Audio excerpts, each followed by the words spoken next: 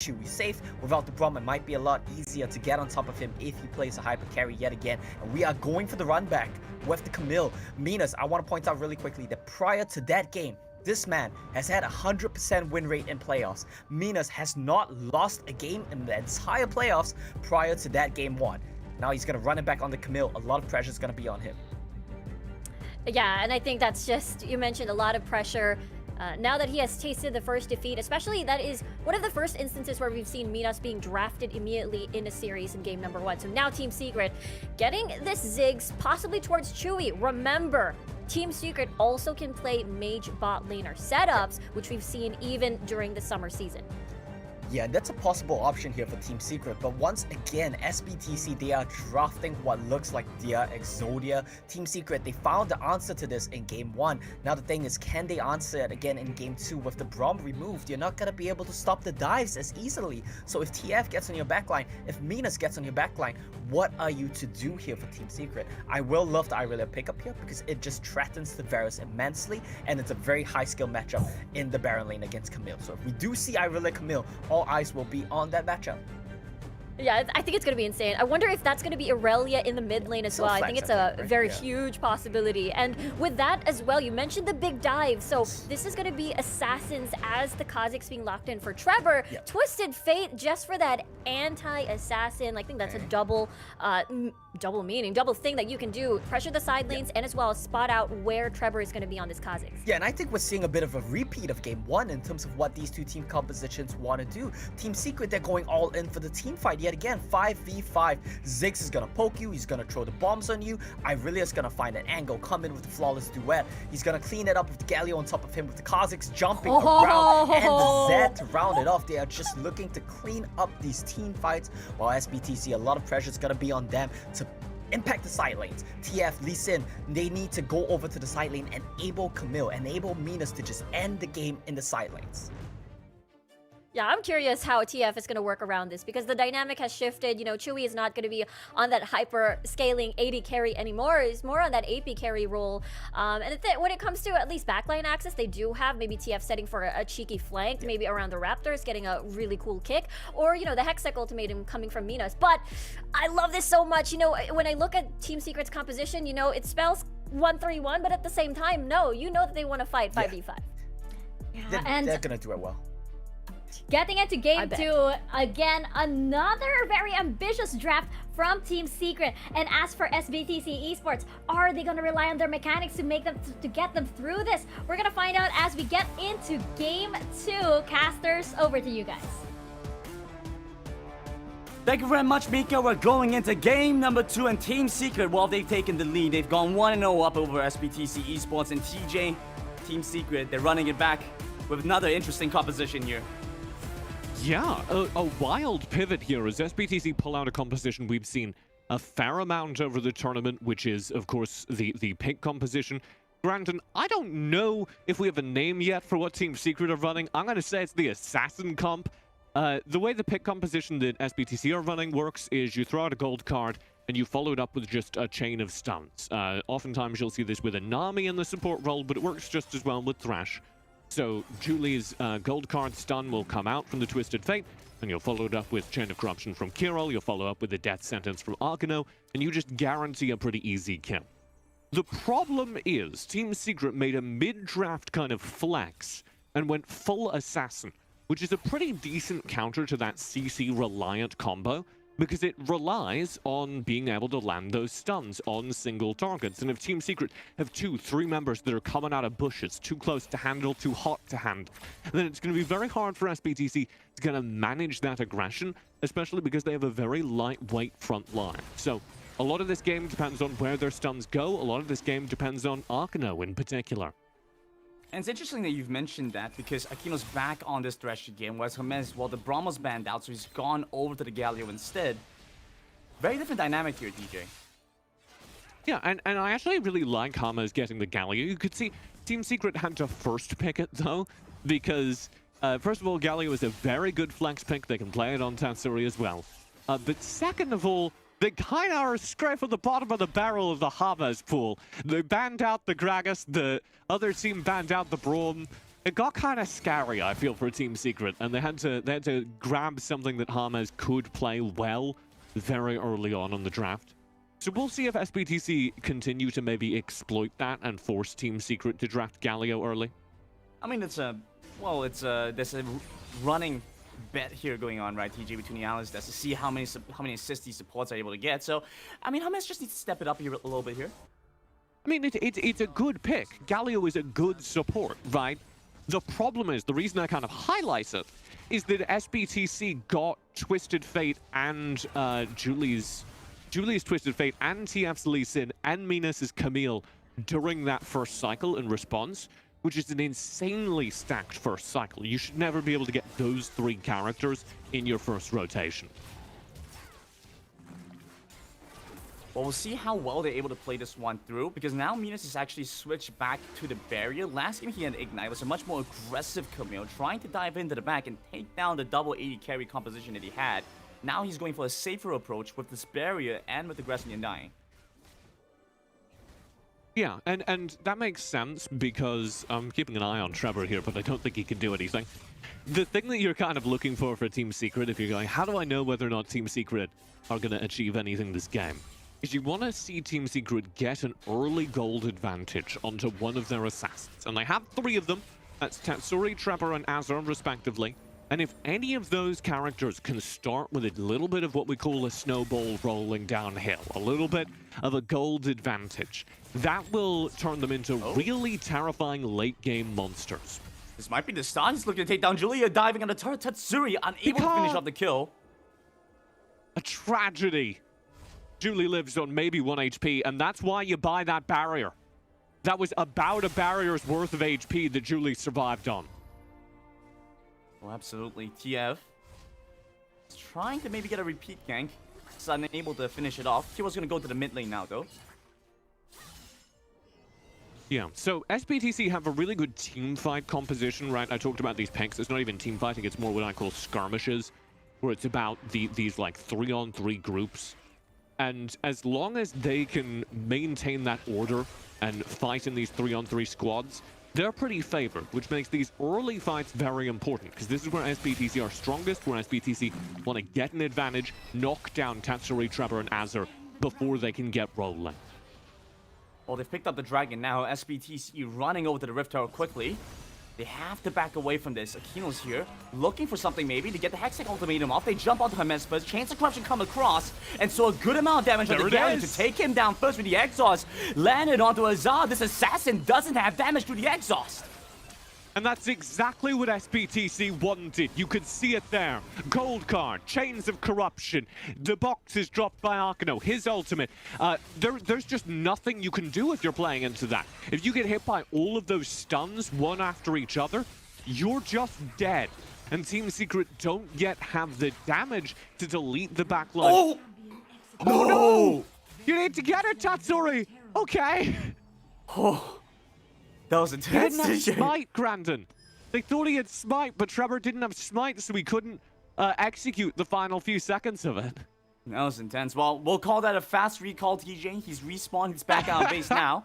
He's grabbed himself the Dust Blade. It's about the same amount of time, but he's making sure that Tatsuri has a fast recall too. Now, we're looking at these lane allocations, TJ, because it's become interesting. They've allocated a bunch to the bomb side. Tatsuri's going to be dead in match as well. And those early dragon fights, those pivotal moments that you were talking about, well, SBTC seemed to have kind of cheated the system by avoiding that entirely. Yeah, they did get a pick. They did grab Hamas, but you want SBTC to get a little bit more than that. And they were so scared after the first couple of moments where they were dropped low that they just backed away from the Rift Herald entirely, gave that to Team Secret, which is, I think, the sensible call, because the last thing you want to do into Team Secret's composition is take a team fight while low HP. But they do want to take these 3v3 skirmishes, and you see them positioning for exactly that here. Well, SBTC on a somewhat disadvantage, so a little bit difficult to commit to that. Minus doing very well in this lane against Azar, looking to take him down. Techno Streak comes across, and a solo kill for Minus. And you see that Hextech ultimatum, the big flashy ultimate, timed perfectly to dodge the damage from the first turret shot. A really good engage, a really well played 1v1 by Minas, the player that we were hyping up so much coming into this game. He's one of the best top laners in the world, and that's why. Interesting catch on the Hermes. Doesn't seem like he knew they were there. He's dead. It's caught off quickly. And here you go. The skirmishes that SBTC want kind of coming true for them. Chewy in trouble as well. Get back in the mid lane. TF looking to commit for this kill. A couple more auto attacks finds him. And gets out the safeguard as well. But not without Tatsuri having something to say about it. But he's also dead. A double kill for SBTC. This is perfect for SBTC. They get everything they want. Those individual kills, people walking into their stun chains and just being melted, taken apart by stun after stun after stun. And now they've got 5 kills to 0 and a several thousand gold lead at the 7-minute mark, having taken down that entire top side of the map I was talking up. Azur and Tatsuri both died. Trevor died to the Rift Herald, so I suppose that doesn't count, but he still wasn't farming for that time, which means they don't have the gold leads they need to be scary late-game assassins. Team Secret plumping up here, trying to find someone from SBTC, overstepping their bounds, but look at that TF, he's so smart about it. No vision, but he makes sure that he doesn't overextend it anyway and gets some knowledge of where Tatsuri's gonna be. And this feels like Team Secret's composition has really hit a wall. They're gonna throw this Rift Herald up into the top lane, Tatsuri needing to deploy it. And the reason they do this is because it will guarantee the turret just by virtue of how low that turret itself is. And because Tatsuri dropped it, he's gonna get the gold. So they're trying to repair exactly what I was setting up. They're trying to give Tatsuri enough gold to be a viable threat during these next team fights, during this fight for this dragon, because they need to snowball Tatsuri. They need to get him ahead. If he can't one-shot people, they can't win. Well, Minas, he's picked up the teleport, so he needs to join in quickly. TF over on the other side, so he's buying some time for the rest of his team to come in. TF the target of focus for Tatsuri, but it's gone golden, but he has to watch out for Treble. Flashes away, and SBTC have gotten control around the dragon. And Team Secret, they're backing off now. They're looking for a window back in, but you're worried about the chains of corruption, the gold card, all the crowd control layered through. Hermes, the one to lead things for the Vanguard Satch on the 3 in the pit, and Azar's coming on big, looking to take down Minas, with the Hextech ultimatum still there. They flash over the wall, and none from SBTC will fall. They just back away, Grandin. They just walk away from Team Secret's engage. And now they can go back in, knowing these health bars are low, knowing these cooldowns are spent. They're on the pursuit, SBTC. They're looking for more here. Minas is going down to the bottom side, looking for his turret as well, TJ.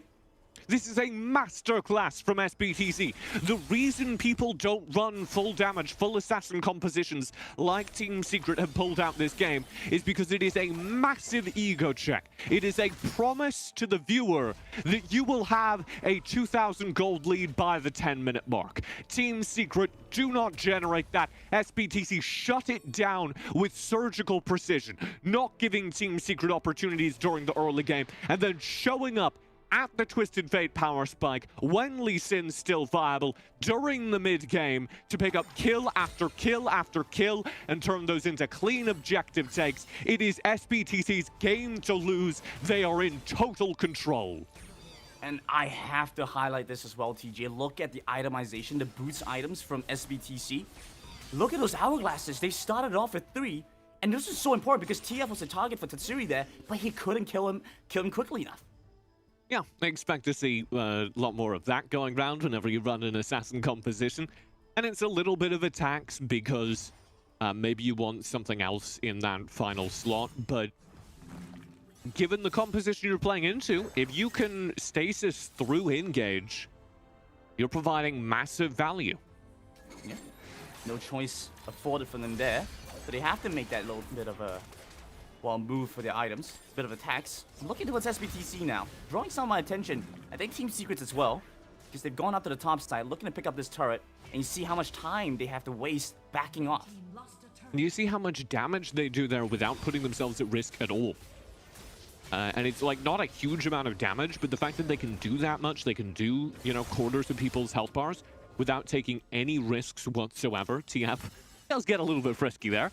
But that was kind of the first time any player was within striking distance for Team Secret. SBTC just able to kind of tap on the glass outside, and it's working really effectively for them. I love how they're playing into this composition. And it's a canvas that SBTC are playing on. And all the broad strokes that they're making, all the moves that they're making, while it's creating a beautiful painting. Team Secret, I think they're kind of awestruck here, TJ. Appreciating the painting, unable to keep up the tempo that SBTC has been generating. It's a different situation from what we've seen in the first game. Great art does that to you, and a lot of people don't realize that till you see art in a gallery, because you see like photos of art, and you're like, yeah, whatever. And then you go into a gallery and they have these big canvases stretched across entire walls, and you're like, oh, I get it.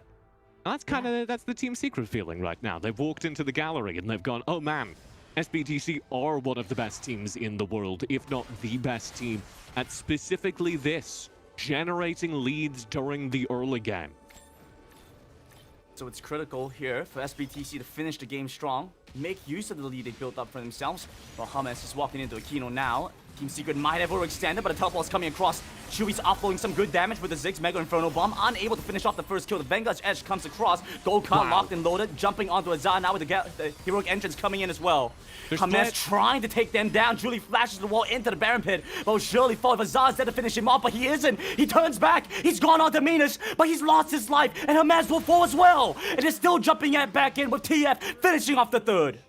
That might be the best played team fight I've ever seen. SBTC juggle the aggression perfectly. Nobody dies. They stay grouped together. Team Secret finally force a split, and Julie is able to flash stasis over the wall and survive it all. SBTC get the Baron. SBTC keep control of the game, and they're looking to absolutely wipe the floor with Team Secret at game number 2. And Tatsuri, he was right around the corner along with Chewy there.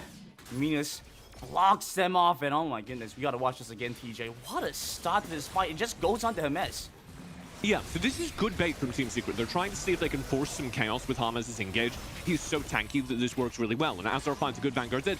But look at the immediate turn. Julie just waving that gold card like a football referee, and it forces them to back away. It forces Azar to reset. He chases on Julie. Julie flashes over the wall and instantly has so much backup, there's no way to finish those kills, and he's just vastly overextended and collapsed upon. Beautifully played by SBTC. And SBTC at critical mass. They're looking to take down Hamas here. He's still very tanky. Buys a lot of time for Team Secret, but he will ultimately fall. Now they're looking for a second. The Vanguard's Edge, the final stand from Team Secret, here to make something happen. But Azar, the second casualty, with Tatsui following as the third. And SBTC, well, they just found a beautiful team fight, TJ.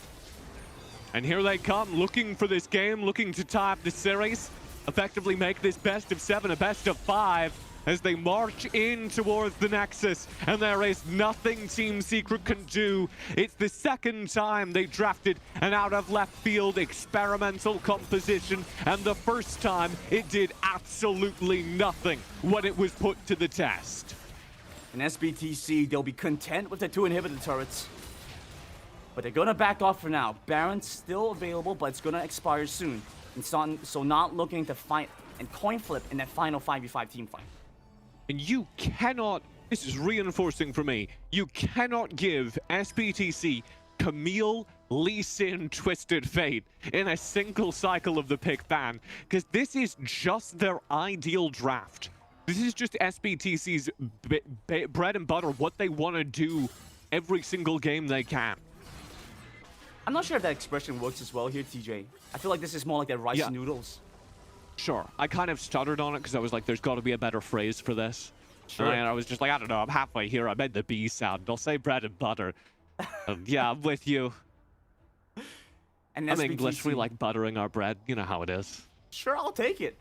By all means, and SBTC, well, they've made use of this very well. Putting the pressure onto Team Secret, looking to close this one now, and Team Secret, they're making a final stand once again. How many final stands can you make, TJ? More Team Secret are looking to prove to us that they can make more as this Miracle team. I think this is the last one. This is the end of final stands, at least for game 2. Well, you're gonna call it here early, TJ. Chewy's still gonna look for some damage back, but difficult to take them down. They have that Omni Vamp, and so they heal up quite a bit here. Yeah, Team Secret still don't have any damage though, and you can see that, like, the full engage here isn't gonna hurt SBTC. They flash in quick, looking to take them down. The hero entrance there to back them up. The big AP shield, not enough though. Azar will fall. Tatsuri goes down as well. Chewy comes back out of stasis just to die at the hands of Julie. And Team Secret are dropping this game. It's SBTC Esports that build things up, that equalize the scoreline 1-1 after 2 games. Absolutely incredible as a start to the series. Team Secret run game 1 with their ideal draft, late game chaos. And here in game number 2, SBTC step up to the plate and demonstrate what they've got to bring to the table. Early game domination. And they do it in great fashion, TJ, bringing back the composition that we know of them. And we haven't got to see that much because they only played like, what, 10 games in the playoffs? But they come in here back again, looking strong, affording to us that power that we've expected from SBTC. Yeah, this is the reason why they're one of the favorite teams in the tournament. This is the reason why SBTC dominated in their own region, in the Vietnam Regional League. So many people coming into this tournament predicted SBTC to be here in these finals and to win them. They've already been tripped up by Team Secret. This is them kind of resetting a little bit, coming back into game 2 saying, no, this is what we do in a grand finals with everything on the line. Well, you heard it here first, ladies and gentlemen. This is the grand finals, this full BO7, and well, we've gone 1-1. When we come back, the rest A of tie the series.